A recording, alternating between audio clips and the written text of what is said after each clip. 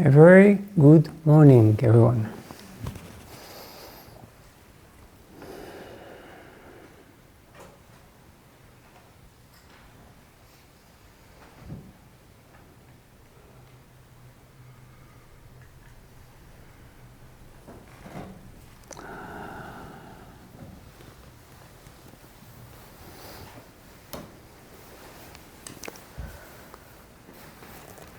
And a very good morning to the online participants. Hello.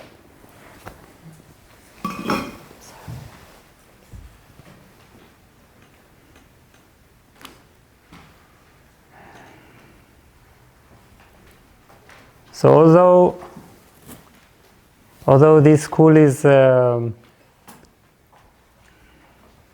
completely online friendly, many of you have chosen to physically attend at least the first school, which is of course a great blessing.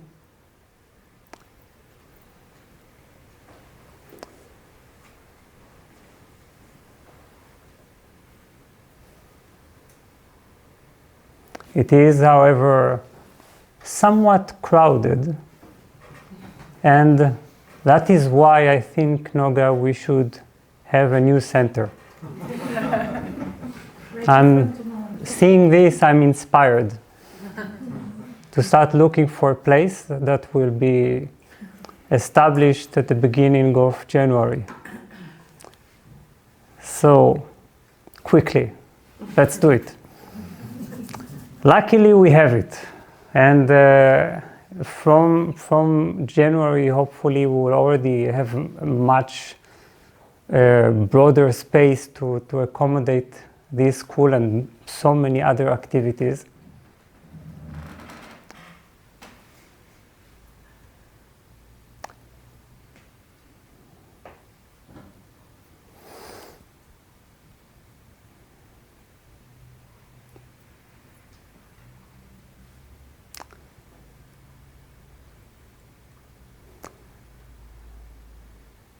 I am deeply excited to start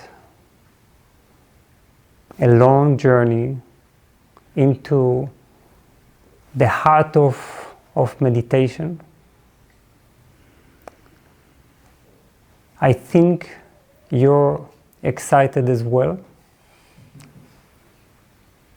I'm aware that some of you, a few of you, participate at least now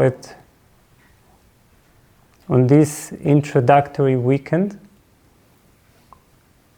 The majority of you are clearly interested in the aspect of this school as a meditation teacher training, and that is also a major part of my own passion.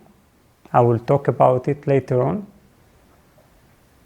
And at least some of you have come to undergo a transformation and a deep acquaintance with the world of meditation, so that you can finally master it, make it into a good habit of your life, know how to use it in a profound way.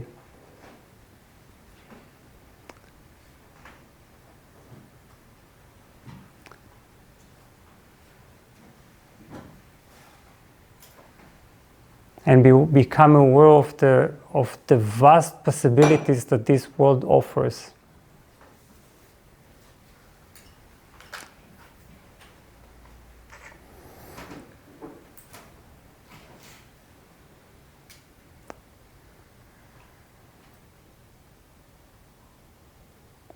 So it's good to feel this sense of great potential with all these different pathways that we can take.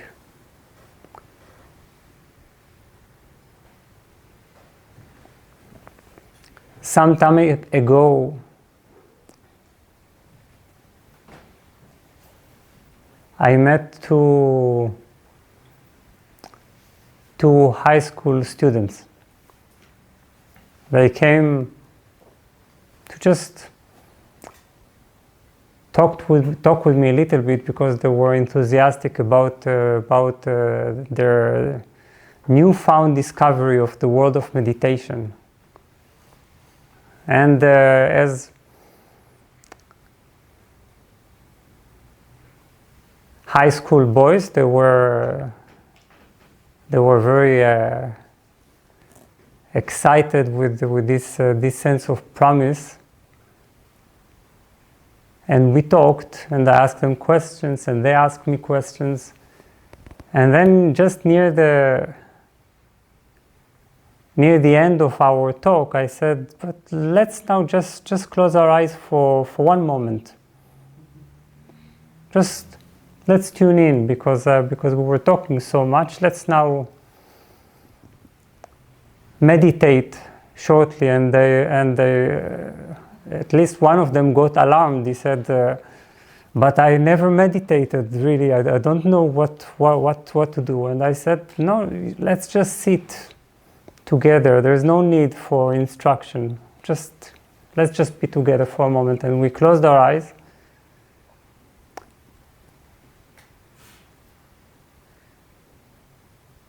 And the sense of presence permeated the room. And it was just one moment, maybe two minutes in time. And I quickly stopped it because I didn't want to scare them. Not to make it too intense. And then we opened our eyes, and they said, it's like everything has changed. It's like nothing is as it was.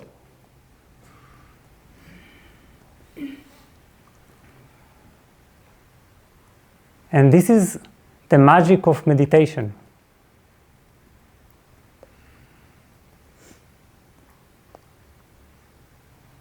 It shifts you to a perspective that changes everything and extremely quickly.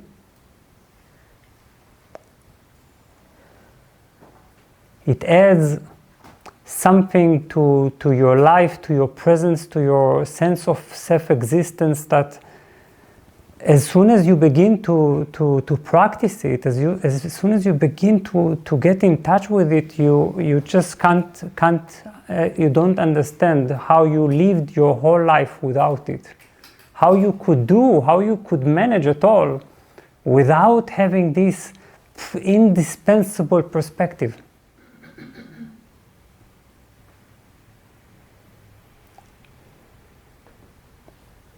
In this sense, it is very important to understand meditation practice and the experience of the meditative state. We'll talk about it, the differences in the afternoon and tomorrow morning. They are not a luxury. It's not something that you can decide to do or decide not to have and try to live without. This is a need, a deep human need.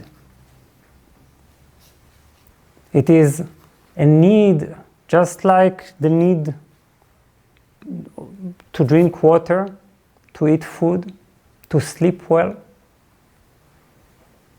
And of course, as long as you don't integrate it into your life, you don't understand that it is a need. Until then, you imagine that you can do without it, that everything is fine, that you are coping. But as soon as you you imbibe it into your lungs, into your body, into your being, you realize that your whole being was thirsty for it, just as your body is thirsty for water.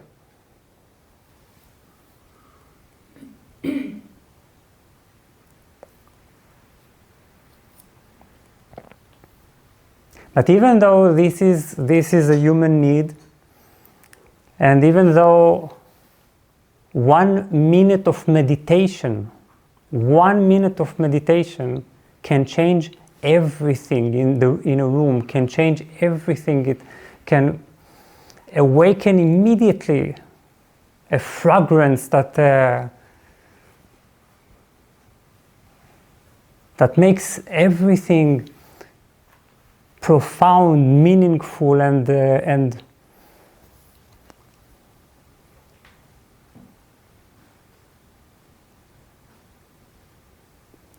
full of presence. Still we don't integrate it into our life. There are many reasons that we don't do that.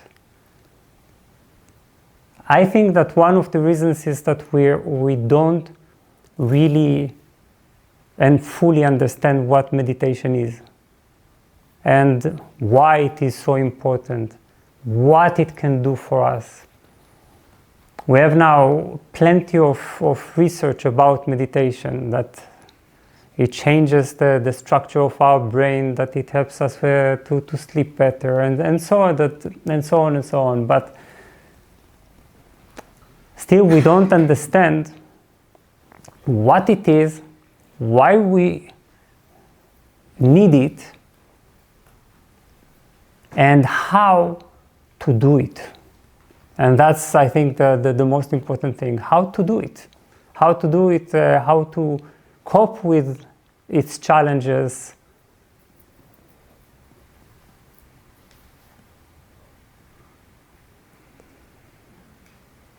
How it is not just a short-lived experience that as soon as you open your eyes it disappears.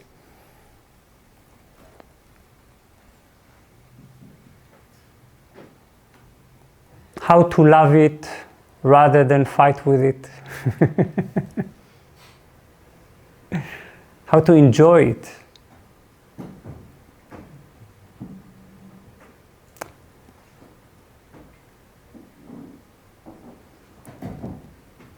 So, perhaps during this introductory weekend I will answer some of these questions. Perhaps. I need 8 months to answer these questions. Sorry. It's a big question, and I hope you have the patience. So, just to make it very clear, and don't worry, I know that you can't fully read it over there. I'm anyway repeating any sentence, every sentence. These are our goals of the school, and while this weekend is just introducing the basics, maybe some of the terminology, the main concepts. So we have four major goals, and perhaps you have some other goals of your own, and you are welcome to add your own goal to this list. So first of all, it's acquiring the art of meditation. Because meditation is a form of art. And when we do it, we are like artists. and we approach a sort of creation, a process of creation. In this context, the process of self-creation. We create. What we create is ourselves, our own state of mind, our own way of being. But it is an art, which means that it is very delicate, and it requires precision and deep control of the tools that you have. So to make it effortless, beautiful, harmonious, ever deepening, we need to actually become masters of meditation. Second is making the meditative experience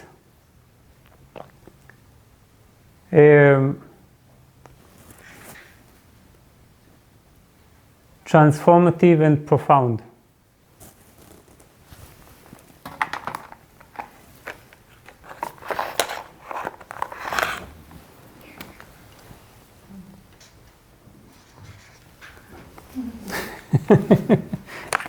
Making the meditative experience transformative and profound. As I mentioned before, we can have meditation technique. It can feel nice, but the question is how we can come out of it in a way that changes us. How we can go through it in a way that becomes a transformation, that changes us. That is also a big learning, and we will answer it throughout the school. Third is learning the range of techniques and understanding their guiding principles. There are plenty of techniques out there. Meditation is not meditation techniques there is no one school, one religion, one system that is responsible for it. Meditation is a principle, a universal principle, and around it there are so many types of meditation techniques, ranging from Hindu to Buddhist to Sufi to Taoist to Jewish to Christian to Muslim to New Age techniques, to meditations of certain teachers. Even I contributed to the mess of the world of meditation by adding hundreds of meditation techniques. So first of all, we will start learning this range of techniques. We'll need to somehow walk on a thin line here, because we are going to study the context in which they emerged. Study the religious or traditional context, but we also need to remember that at this point in time, these meditations have been separated from the context, you see. Usually when they used to meditate these techniques, they used these techniques. They did it in a certain context. It was just one practice among many others, among many rules and regulations and ways of action. And here we're just taking out the technique itself, the meditative technique. But we will be exposed to these traditions unavoidably. But much more importantly, we are going to study to study their guiding principles, why they are made in this way, what is the mechanism behind them. Usually when I teach some form of meditation technique, I'm just explaining it briefly between 10 to 15 minutes. This is definitely not enough to understand a technique. So here we will have the chance to go deeply into important techniques and understand why they were built in a certain way.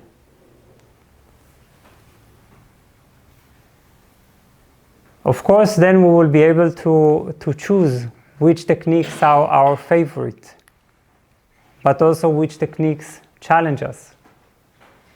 Some of us will feel more inclined towards the closed eye meditations, what we can consider the classical form of meditation, sitting with closed eyes in a certain posture, focusing or not focusing on something. And some of us will prefer the more dynamic type of meditations. Whatever is the case, we need to master and understand all of them, and then out of this range we can choose. Also adjust certain techniques to our point in evolution, where we are right now. And fourth is inspiring many to become meditation teachers who can confidently guide others.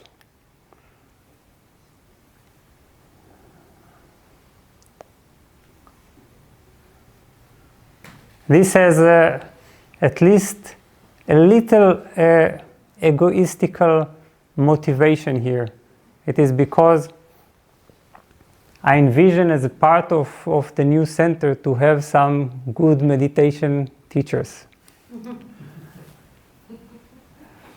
But luckily for you, I'm not thinking only about myself.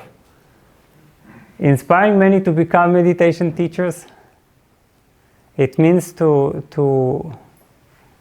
enable you to feel confident enough to sit with either your patients, your partners, your friends, or a group. And feel that you are able to quickly bring them to the state of meditation. Because you understand the mechanism of meditation, you understand the difficulties, the hindrances, and how to remove them. You know how to create a certain energy field that in the room that makes it possible for people to enter meditation. You feel confident enough to answer their confused questions later on.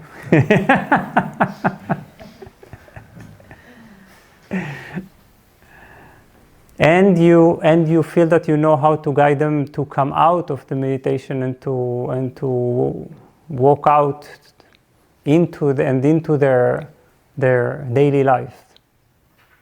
You feel that you have a range of meditation techniques, so you can move quickly between different possibilities. And if you wish to guide an ongoing process, you can do it very confidently. So all this and more is a part of goal 4. For this to happen and to create a gentle combination of personal process and training process, what we are going to do is that every weekend I'm going to weave into the teachings, sometimes perhaps even one talk out of the 4, to weave into the teachings principles of for those who are interested in becoming meditation teachers. I will also challenge those who are interested in doing so. Usually at the end of each weekend, I will divide all the group into small circles in which those aspiring to become teachers will need to guide meditations. I will also invite you to invent meditations. You will realize that as soon as you understand the principles of meditation, you can actually freely be creative. Meditation is not one thing and you can do whatever you want, as long as it manages to bring to the state of meditation. What is the state of meditation? Today in the afternoon and tomorrow morning. But perhaps you already have some sense of it.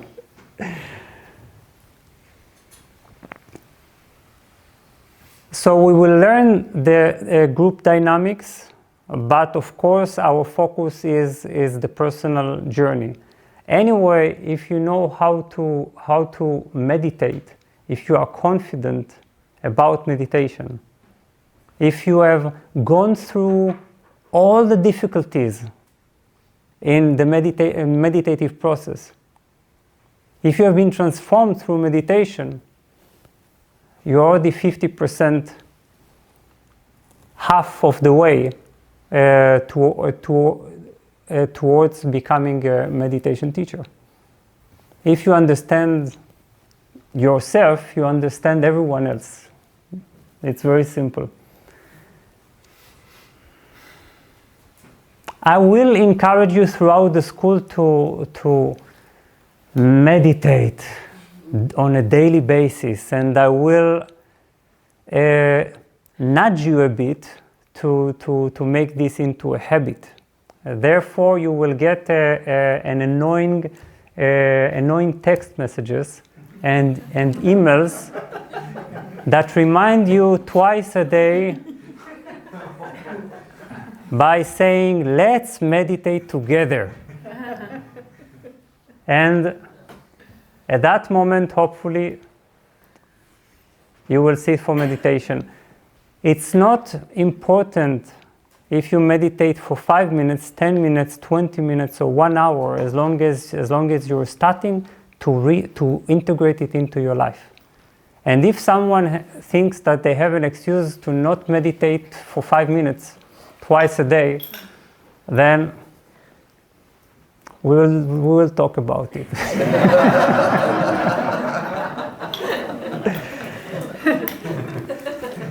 I will encourage you to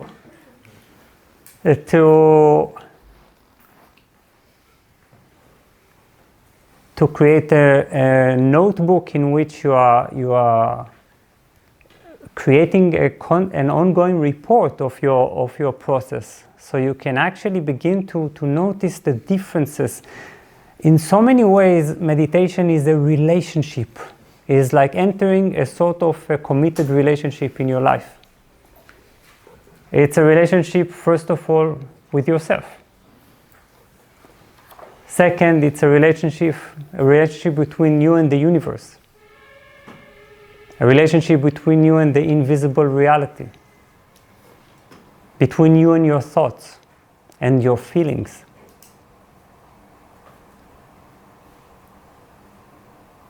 And the relationship between your other half, the other part of yourself that usually you're not aware of.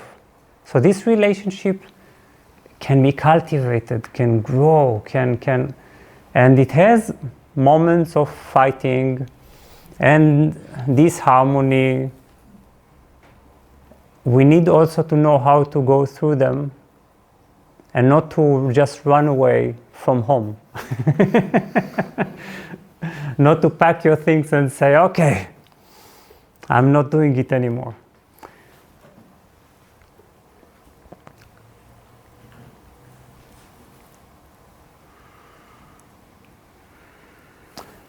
So, just before we are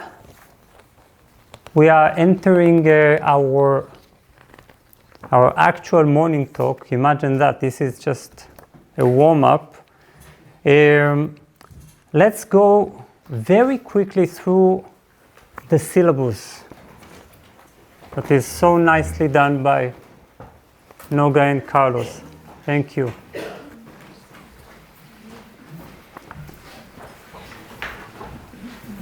The syllabus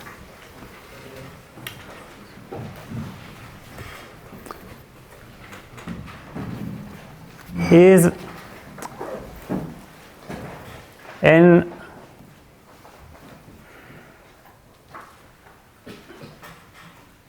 based on an important concept, or even more than, let's say, a concept with more than one aspect, and I want to explain it very briefly because obviously it's pretty readable and written very clearly.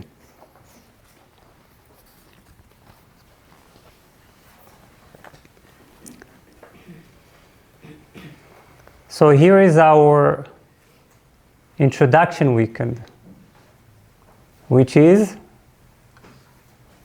today.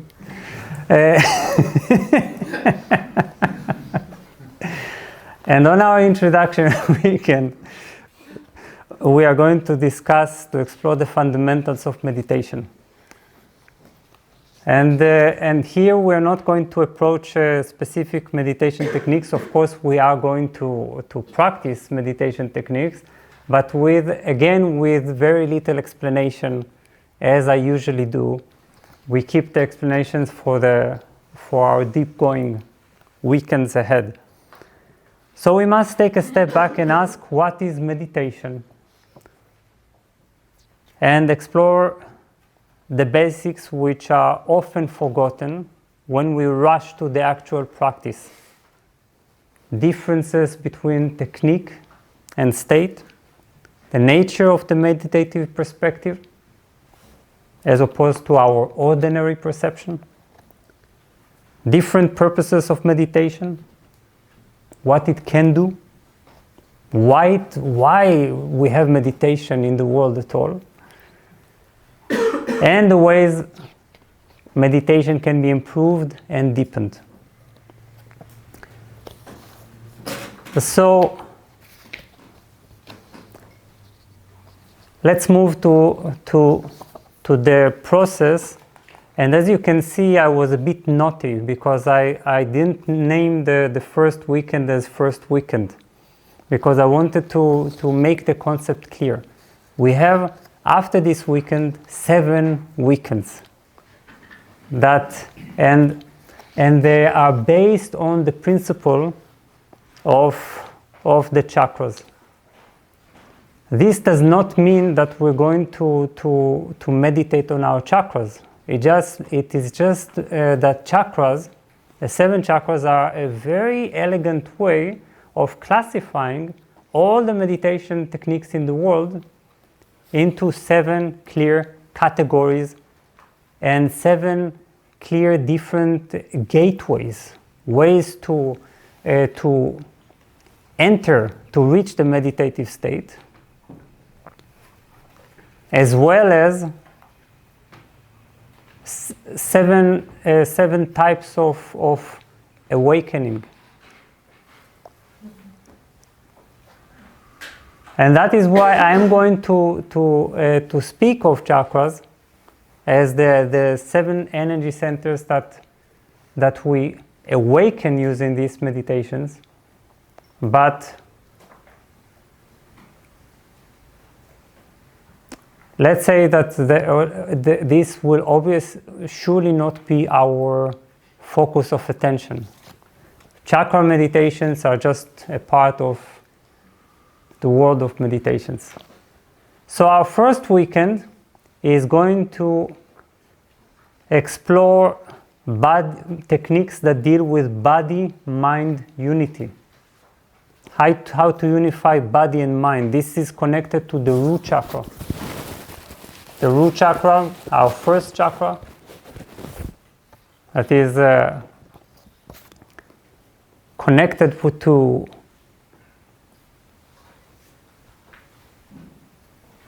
deeply with the body, with bodily awareness. So we start our journey with these root chakra techniques that help us to align and unify body and mind, leave our thoughts behind, and attain bodily awareness and presence. They make use of the liberating potential of true physical presence. At the same time, they free our being from attachment to our material existence as they awaken the root chakra dormant spiritual potential. So here we are going to study very known techniques such as mindfulness, vipassana, zazen, it's the classical Zen meditation, walking meditation, chakra meditations, and standing meditation, the Qigong standing meditation. So I don't promise that I will address only these techniques. I might suddenly come up with new techniques, different techniques, but sure, most probably this will be involved. So think of the weekends as building on one another. With each weekend, we are going to build our meditative capacity because we are also building ourselves from below, upwards. Second weekend is the second chakra, related techniques. And it's connected to total experience. We continue our explanation with the sacral chakra techniques, meditations, whose main purpose is to lead us to total experience. This type of meditations is focused on physical release, life force enhancement, unconditional joy, and freeing us from the observer that separates us from life and experience. Herein lies the unique challenge of these meditations, since in many ways they invite us to become one with our meditation. Here we are going to study dynamic meditations, trance-like dance, laughter and crying meditation. This is going to be a wild weekend. Probably very few will come. Noga, this weekend I will be online.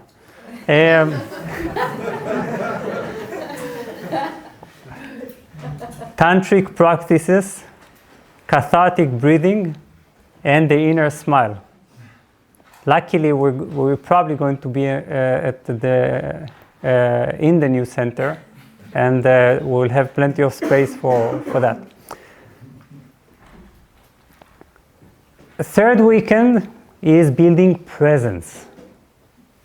You can feel that each weekend has a very, very different fragrance, very different quality and direction.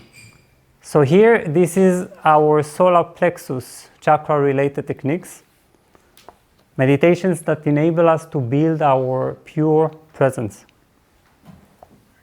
These techniques challenge our bodily attachment, lead us to find in us an indestructible self, a fully independent I am awareness. In this way, they help us to create unconditional inner power and centeredness. So here there will be techniques such as self-remembrance and focus on the I am, but also techniques that helps us to develop self-discipline and to overcome our physical limits. For instance, Gurdjieff's sacred movements. So that's a rather serious weekend. Then we're moving to the heart chakra-related techniques, which are all about recognizing oneness. recognizing the one self in the other, and even in all that is. These techniques help us to connect with the eternal stream of true love, and from it to develop the quality of compassion. They also reveal to us the aspect of meditation as healing. So here we're going to study techniques that are all about compassion, gratitude, loving kindness, prayer meditation, meditations that awaken the universal heart, meditations of heart opening, and techniques that take place in couples. Not romantic couples, in couples. Yes.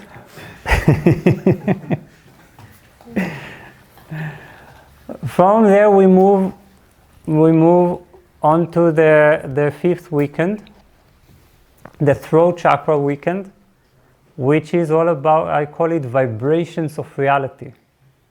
A beautiful element, aspect, throat chakra related techniques that deal with vibrations.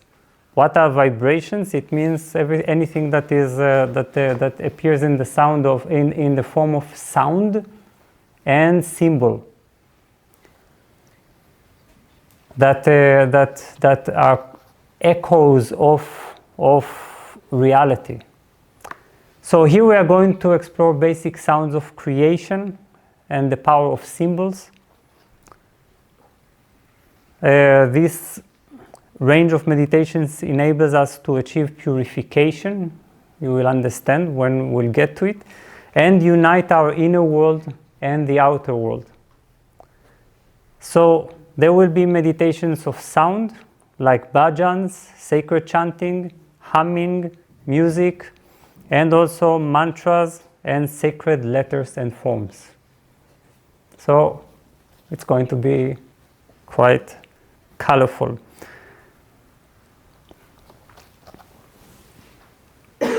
Sixth chakra weekend is called the clarity of truth, and it's all about 6 chakra related techniques that support the opening of our inner eye, the eye of inner wisdom. So it's all about the clarity that removes illusion and the ability to perceive invisible realities that only our inner eye can perceive. So here there will be techniques such as self-inquiry, circle of transformation, scriptures, third eye opening, koans, because it's the Zen riddles, dark room, expansion, meditating on quotes, and visualizations.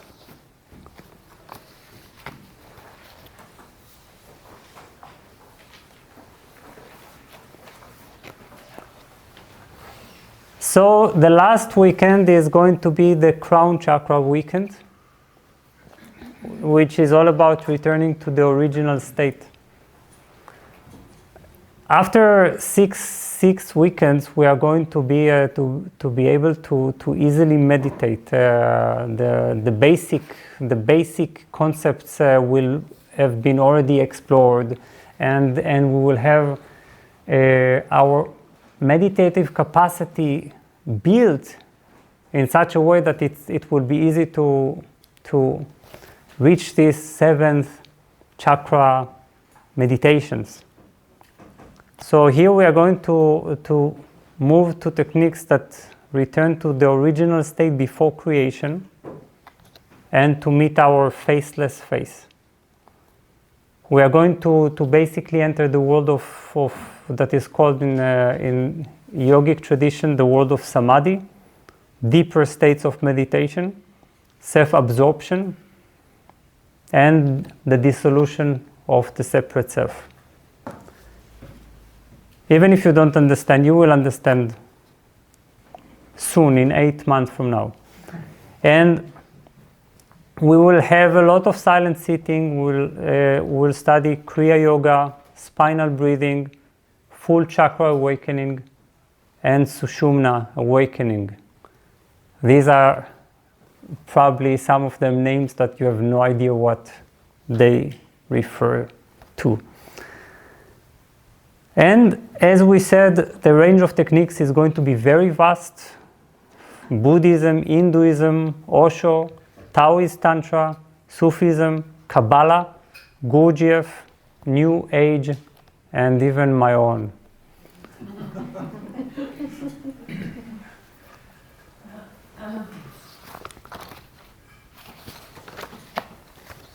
This is it.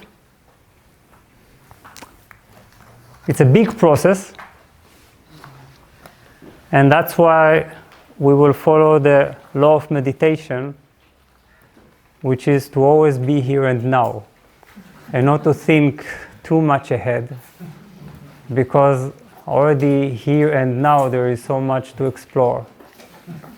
We cannot waste our attention on thinking ahead.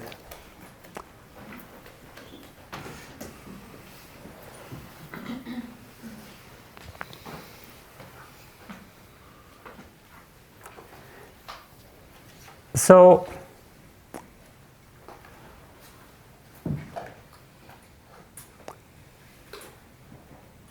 why don't we meditate?